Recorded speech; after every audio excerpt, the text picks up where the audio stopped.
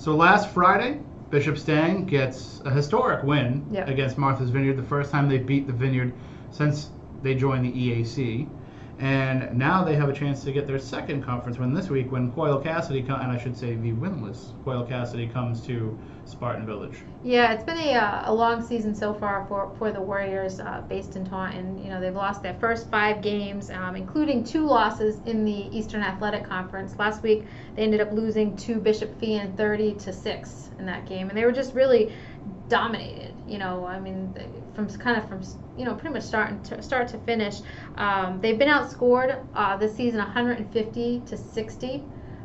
So they're giving up an average of 30 points a game, and they're only scoring 12 points a game, on average. So it's really, they're struggling on both ends of the field. And they did have a spirited performance a few weeks ago against Somerset Berkeley, and Coyle-Cassidy was actually winning the game. At one point, they were up 22-8, but then the Blue Raiders ended up coming out and scoring the next 39 points and ended up winning in dominating fashion.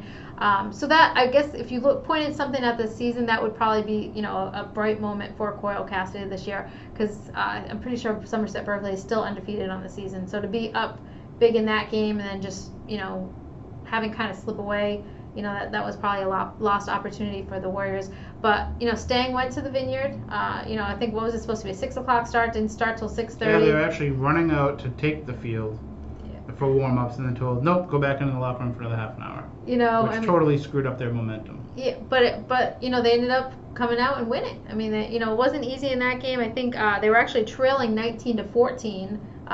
Late in that game, and then Landry, who had a huge game, ended up scoring the winning touchdown. He scored all 3 touchdowns. Yeah, he scored all 3, and it was kind of interesting to read. I think you wrote the story. Is Martha's Vineyard's focused on Golden, and Landry's usually the first option, but they focused so much on Golden that Landry just kind of rose to the occasion and really carried them in that game. I think he had 127 yards on 24 carries. He was pretty much the basically carried them on his back.